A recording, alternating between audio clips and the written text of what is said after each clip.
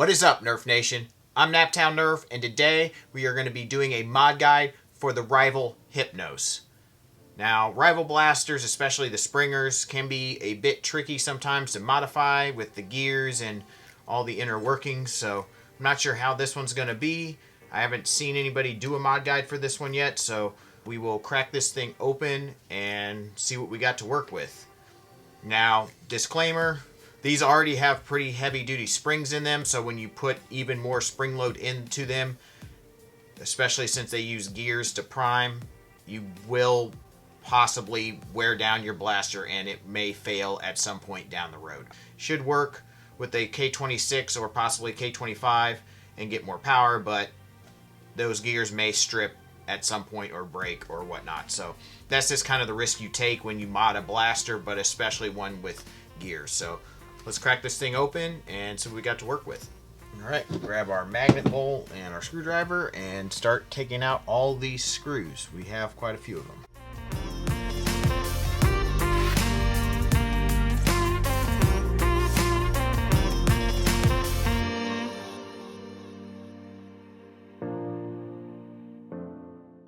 Alright, so I think I got all the screws out, but we still have to remove this thing because it's keeping the shells together. As far as screws go, they're all the same length, except for there's 4 shorter screws, one that goes right here in the middle of the blaster, and 3 that go in the grip. But we do have to remove that first, so we're going to try to just pry this out and do it carefully so we do not hopefully harm the shell. Alright, that took a little bit of force, and the shells, you can see a little bit, but it's really not too noticeable. But we did kind of mess up that piece a bit. Unfortunately, it's just very, very soft plastic, so it's going to be hard to not do that. But we'll go ahead and remove the stock there and open this thing up.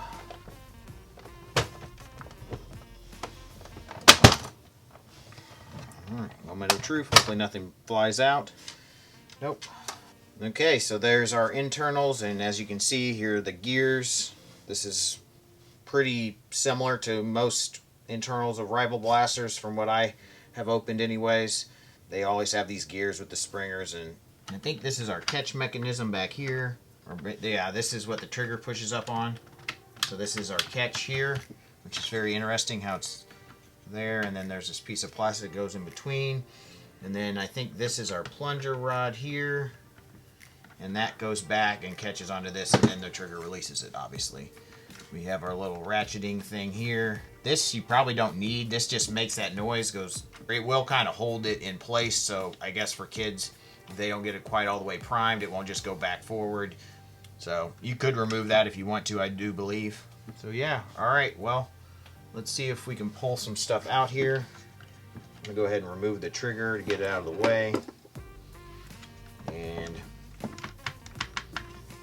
take this out. Let's see, I don't think it's screwed down. Okay, so that's just all one piece. So there we go. Looks like we have a couple screws back here holding the plunger down. Wow, that is a really beefy, like, plunger head. So that's good.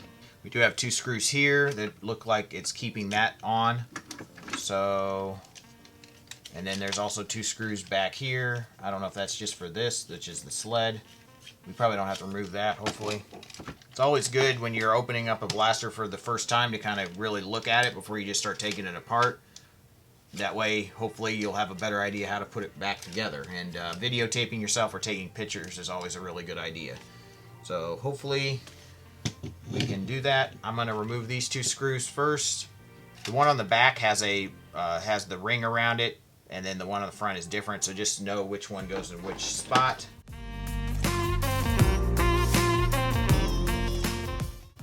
Wish I could get, this is really annoying me. Let's see if I can get this thing out before I mess it up.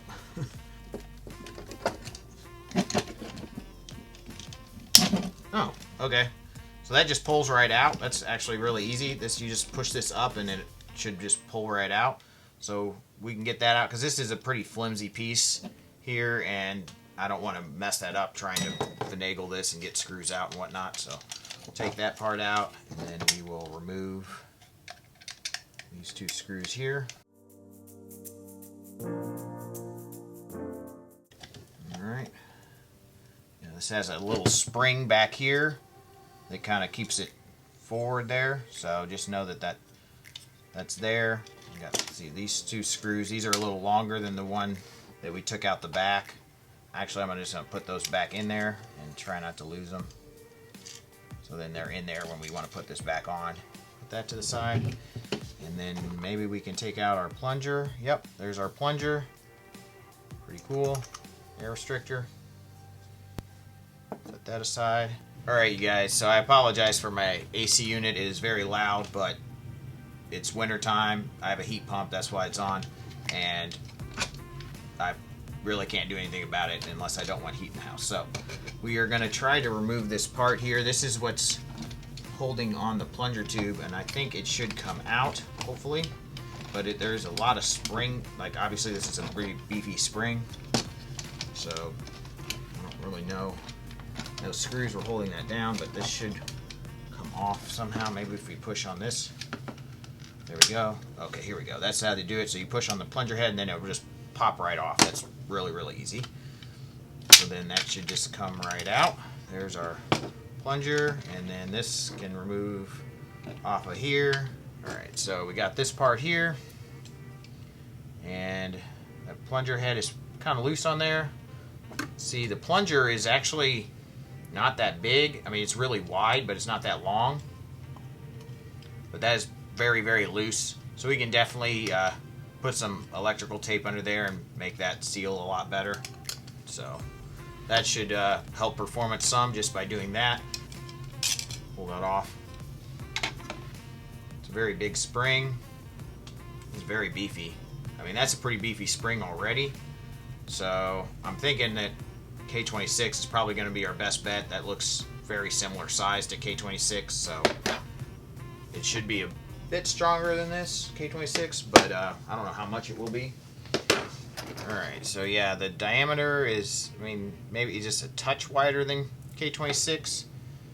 The wind is a little tighter on K26, and yeah, so it should have a little bit stronger spring load. I don't know, diameter looks similar, maybe in terms of the thickness, they're pretty similar. Maybe K26 a little bit. This is definitely beefier than this, but this is pretty darn beefy spring. I mean, but yeah, K26 is going to be quite a bit stronger, so we will go with that.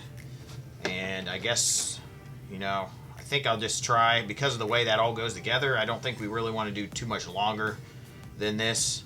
Probably we'll just cut it down the same length as the spring and start with that and go from there. Hopefully it will all go back together and prime and whatnot, but we will cut that down.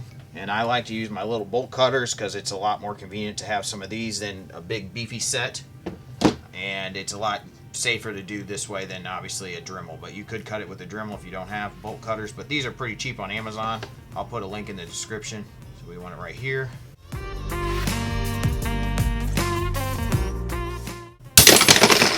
There we go. That looks pretty good, and we will flatten that down and then it will be the same length. So I like to use vice grips for this. There we go. Then you could use pliers or another set of vice grips. You know, pliers works well too, but whatever you have, you just need to be able to grab it and bend it down a little bit.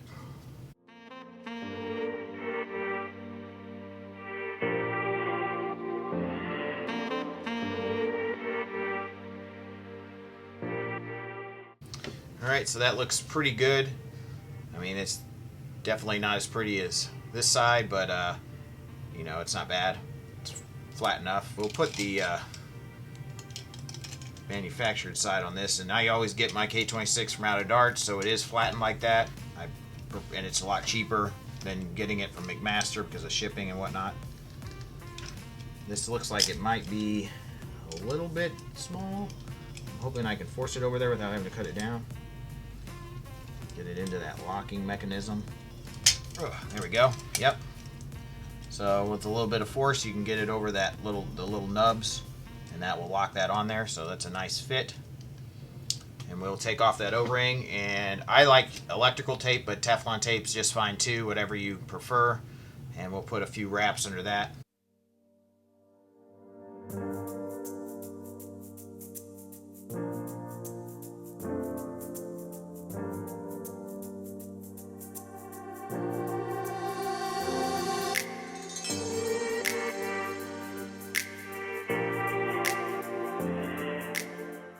So we'll go ahead and we cleaned that off, so we'll go ahead and put that on. It had some debris on it from a project I'm working on right now, and if you're interested in projects I'm working on, I usually post pictures of in-progress builds on my Patreon. So definitely think about supporting me on there, and there's always a link in the description at the end of every video for that if you're interested. That feels pretty good. That three wraps there, it does feel like it tapers a little bit right there, about halfway. So I think that's pretty solid. You don't want it too tight because then friction is bad and it will actually decrease power. So yeah, I think we'll go ahead and try to put all this back together. I think that's going to be the hardest part. So this can only go in one way. Yeah, that's going to be tough. It's got to get all the way. There we go. So you really have to push that plunger head forward so you can get all three things there, and then we got it on there, and hopefully this will hold. Okay, but I don't want to let go too much because we don't have those screws in yet, so we'll go ahead and put those screws in.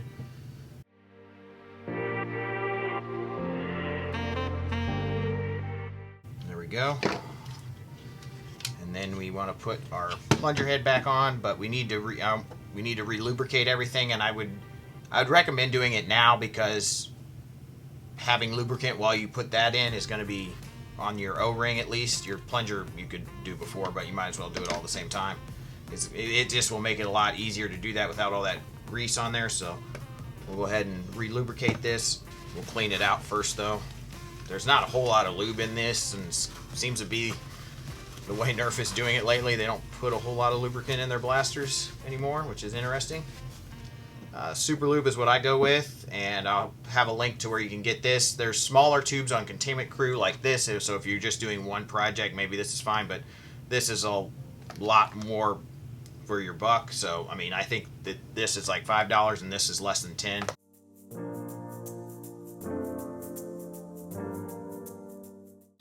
So I'm trying to remember how this went on. I think it has to go this direction actually, because there's these things up here that will not work if it goes the other way. Yeah, I think this is how it goes. So these two bunny ears are facing up, and then this should go on here.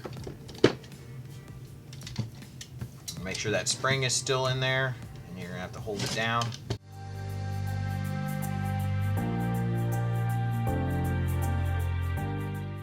Okay, looks pretty good. Now we want to put this guy back on. Getting it back in might be harder than getting it out. There we go. Doesn't actually take that much force, you just have to get it at the right angle. It slides right in, so that wasn't too bad. And I think we are good. So we can now put it all back in the blaster and we will see if it primes. So you have to make sure these two notches go in these two holes, and then the catch here goes in this one. So it's a little tricky to get in there. All right, we may need to remove this because it's very difficult to get this far enough forward to get it in there. See if it works out better doing it this way. So I think we got that in there now. Feels good. And then we can put this back on, hopefully. All right, so I think we got it in there. I'm sorry that my big head was probably in the way the whole time trying to hold that down, but the plunger has to be pushed back a little bit to get this to fit in properly. So, and then you have to keep everything in the proper holes, like I said earlier. So you just gotta make sure all that's locked in. This is all the way forward. Hopefully it catches. Hopefully we don't have to go back and cut more of that spring off, because putting this back together is a bit of a bear. So we can I took this out to kind of help me out here. We can put it back in. I might just leave it out just to see how it does without it. Alright you guys, so getting this back together is kind of tricky. For some reason it just doesn't want to go back on. And I got it all together, but I realized I couldn't prime the blaster. And I think that's because of this lock right here, which I might just remove because it's just making it very difficult to put the shell back together. You kind of have to hold it down and then get the shell on, which is already hard enough to do anyways, because if it's up, it won't allow you to prime the blaster. At least that's my theory right now. So I might try here one more time just to keep it in, because it does look kind of crappy when you take that out and there's a big hole in the shell. So that's the only reason why I wouldn't take it out. But if you don't care about a hole in your shell, then you probably can just remove this part and should be fine. Like that part's moving, so that should be fine. So yeah, we'll try to get it back together, but it is very difficult to do. And you kind of have to hold that down while doing so. And then this is obviously always in the way. So I guess this is the hardest part of the mod right here, is putting it back together. Oh, I think we got it now. All right.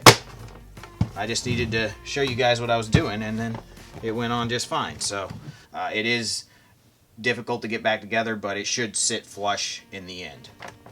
Alright, so now we can go ahead and put all the screws back together, and there's one other issue that I figured out when I put it together the first time. And some of these large screws have different head sizes. And that is not a big deal, except for when you put one in the stock, or not the stock, but the foregrip, and it is too big to go in there. And now I have one jammed in there, and I have to figure out how to get it out. But yeah, so definitely the smaller headed ones need to go in the foregrip portion. The larger headed ones, I don't know where they went, but I'm guessing back in here. They are the same length, you know, so I don't think it really matters as long as it has room to go down in the slot. So these are the only ones that really look smaller to me. I guess these two might be a little smaller, but yeah, just know that. All right, so I got most of the screws back in, and we'll go ahead and put a round in the magazine so we don't have to dry fire it, and hopefully it will work. That thing should not be all the way up, so that will let you know it should move freely, and it does. There we go. Prime's back, catches, prime forward, and we'll fire. Whew! Yeah, you don't want to dry fire that thing. That thing is loud even when it has a round in it. So definitely feels like it's hitting harder, so that's a good thing. So we'll go ahead and put the screws back in, pop this guy back in, and put it over the chronograph. All right, you guys, let's go ahead and put a couple shots over the chronograph and see what kind of performance upgrade we got. 119, 123, 116, 115, 129, 127, 129, 130, 126, 124. So, you know, 120, 130s, pretty good performance upgrade. Although I do notice the accuracy has gotten even worse than some people have reported with this thing. I didn't seem to have too bad accuracy when it was before it was modified, and now it seems worse, which is typical with a rival blaster. That's the thing, is when you modify it, a lot of the blasters do tend to have worse accuracy once you increase the FPS. So it's up to you whether you want to upgrade this. I mean, it's a fun mod, except for actually putting it back together, but I'm not sure that the performance boost is worth going through the hassle. I think it's a very good blaster in stock form, especially mine seem to be hitting over 100 FPS stock. Maybe trying a little less spring than what I put in there might help a little bit. And I also probably would recommend keeping in that part that I took out, because if you don't get this pulled all the way back, then it will go right back forward and you'll probably get a jam. So I probably will open this back up at some point, put that little ratcheting mechanism back in, so then if you do only half prime it, then you can just continue to prime it all the way back and go forward, and then you probably won't get those jams.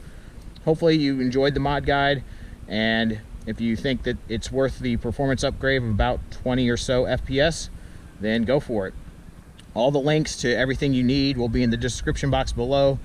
Definitely leave me a like on this video. I would greatly appreciate it, and it would greatly help out the channel. Don't forget to subscribe. Obviously, if you're not subscribed, ring the bell for notifications. And as always, guys, peace out.